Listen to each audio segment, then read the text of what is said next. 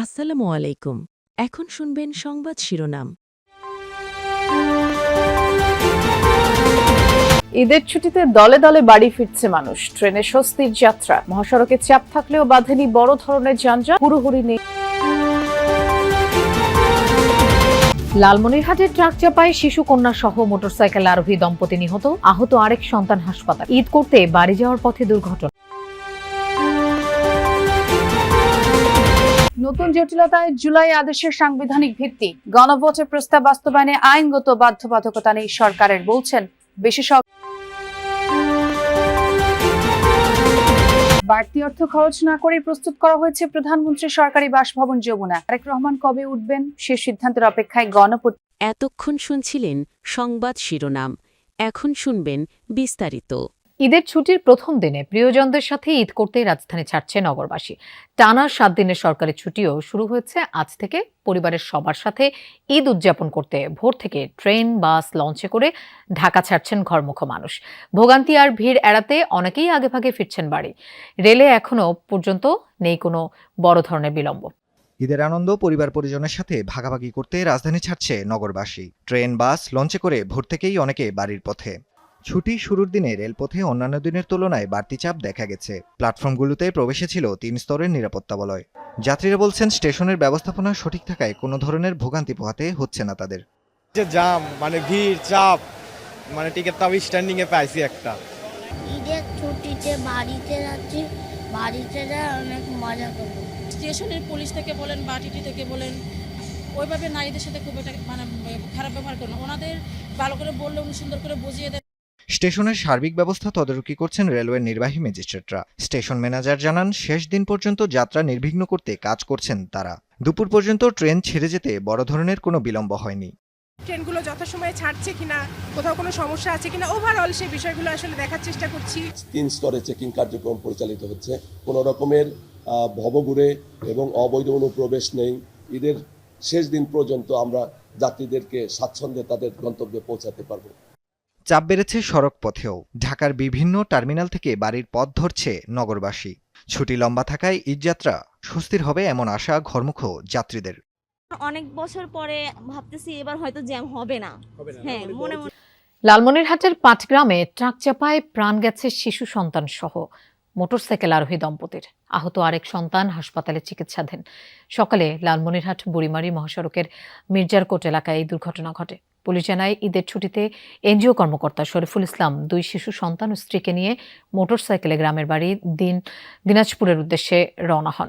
মির্জারকোট এলাকায় পৌঁছালে বিপরীত দিক থেকে আসা একটি ট্রাক চাপা দেয় মোটরসাইকেলটিকে। এতে ঘটনাস্থলে মারা যান শরীফুলের স্ত্রী সুমাইয়া আক্তার। অন্যদের হাসপাতালে নেওয়া হলে শরীফুল ও 4 মাস বয়সী শিশু সন্তান হুজাইফাকে মৃত ঘোষণা করেন চিকিৎসক। গুরুতর আহত 10 বছর বয়সী ছেলে সোহানকে রংপুর মেডিকেলে ভর্তি করা হয়েছে। নির্বাচিত সরকারের দায়িত্ববোধের জায়গা থেকে উন্নয়নমূলক কাজ করা হচ্ছে বলে জানিয়েছেন সড়ক পরিবহন ও সেতু মন্ত্রী শেখ রবিউল আলম। সকালে পটুয়াখালীর গলাচিপায় হরিদেবপুর খেয়াঘাটে রাবনাবাদ নদীর উপর সেতু নির্মাণের ভিত্তিপ্রস্তর স্থাপন করে একথা জানান তিনি। আগামী বছরের ডিসেম্বরে সেতুটির নির্মাণ কাজ শেষ হওয়ার কথা রয়েছে। ব্যয় ধরা হয়েছে 164,04,82,000 টাকা। সেতু নির্মাণ হলে এ অঞ্চলের মানুষের যোগাযোগ ব্যবস্থা সহ আর্থসামাজিক উন্নয়ন হবে বলে আশা করা হচ্ছে। এ সময় মন্ত্রী বলেন, বর্তমান সরকারের জনগণের প্রতি দায়বদ্ধতা রয়েছে। সেই দায়বদ্ধতা থেকে অগ্রাধিকার ভিত্তিতে উন্নয়নমূলক কাজ চলছে। ঈদযাত্রা নির্বিঘ্ন করতে পাম্পে রেশনিং পদ্ধতি বাতিল করে পাবলিক পরিবহনে পর্যাপ্ত তেল সরবরাহ করা হচ্ছে বলেও জানান তিনি। এই অঞ্চলের মানুষের দীর্ঘদিনের যে দাবি, দীর্ঘদিনের যে ভোগান্তি, তার অবসান হতে চলেছে এবং এটাই হচ্ছে একটা জনবান্ধব সরকারের কাজ, একটা নির্বাচিত সরকারের দায়িত্ব। এখানে মেম্বার অফ পার্লামেন্ট যিনি আছেন তিনিও সে ব্যাপারে সজাগ সচেষ্ট। সচিবালয়ে প্রধানমন্ত্রী তারেক রহমানের সভাপতিত্বে চলছে মন্ত্রী পরিষদের বৈঠক। সেখানে আছেন আমাদের সহকর্মী আলমগীর স্বপন। আমরা তার কাছে যাচ্ছি। স্বপন, ছুটির দিনে ক্যাবিনেট মিটিং এর এজেন্ডা। জুলাই আদেশের সাংবিধানিক ভিত্তি নিয়ে নতুন জটিলতায় রাজনৈতিক অঙ্গন। সরকারি দলের ভিন্নমতের কারণে গণভোটের ভবিষ্যৎ নিয়ে শঙ্কা প্রকাশ করছেন কেউ কেউ। তাদের মতে জুলাই সনদের বাস্তবায়ন এখন কেবল বিএনপি সদিচ্ছার উপর নির্ভর করছে। আইনজ্ঞদের মত, গণভোটের প্রস্তাব বাস্তবায়নে আইনগত বাধ্যবাধকতা নেই সরকারের, তবে জনরায় মানতে নৈতিক চাপ রয়েছে। সেই সাথে আছে বিরোধী দলের আন্দোলনের হুমকিও। 24-এর গণঅভ্যুত্থানে আওয়ামী লীগ সরকার পতনের পর দাবি ওঠে সংস্কারের, যেন রাষ্ট্র কাঠামোয় স্বৈরতন্ত্র ফিরে না আসে। তখনকার আন্দোলনে অংশ নেয়া সব রাজনৈতিক দলের দীর্ঘ আলোচনায় চূড়ান্ত হয় জুলাই সনদ। জনগণ তাতে মত দেয় গণভোটের মাধ্যমে। জুলাই আদেশ ও গণভোটের 4 প্রশ্নে সম্মতি ছিল না বিএনপির। উচ্চকক্ষে পিআর সহ নোট অব ডিসেন্ট দেয়া সিদ্ধান্তে অনড় ছিল দলটি। জুলাই আদেশ অনুযায়ী শপথ কিংবা ফলাফলের 30 দিনের মধ্যে ডাকা হয়নি সংবিধান সংস্কার পরিষদের অধিবেশন।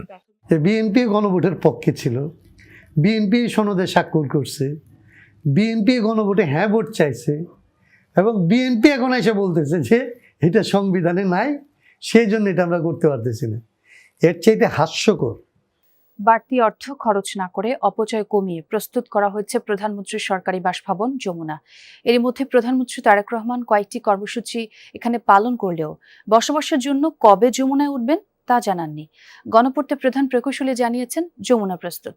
প্রধানমন্ত্রীর নির্দেশনা অনুযায়ী বাহুল্য খরচ না করেই প্রয়োজনীয় সংস্কার করা হয়েছে।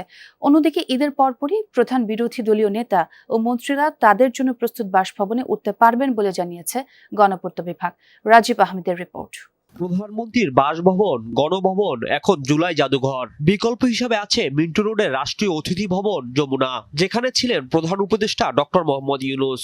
জাতীয় নির্বাচনের পর 28 ফেব্রুয়ারি যমুনা ছেড়েছেন তিনি। নতুন প্রধানমন্ত্রী তারেক রহমান দায়িত্ব গ্রহণের পরও আগের মতো পরিবার নিয়ে থাকছেন গুলশান এভিনিউর 196 নম্বর বাসায়। নিরাপত্তা ও অভ্যন্তরীণ সুবিধা বিবেচনা করে তার বাসভবন হিসাবে প্রস্তুত করা হয়েছে যমুনা। প্রধানমন্ত্রীর নির্দেশনা অনুযায়ী অপচয় কমাতে এর সংস্কার কাজে বাড়তি খরচ হচ্ছে না বলে জানিয়েছেন গণপূর্তের প্রধান প্রকৌশলী। মাননীয় প্রধানমন্ত্রী বাহুল্য খরচ পরিহার করতে চান সবসময়, তা আমরা কোনো বাহুল্য খরচে যাচ্ছি না। ভেতরের যে মেইনলি রং হাইজেনিক ওয়াশ বলে যেটাকে, সেটাই আমরা মূলত করছি, যাতে আমরা খুব অল্প বাজেটের ভিতরে সাশ্রয়ীভাবে এই জিনিসটা করতে পারি।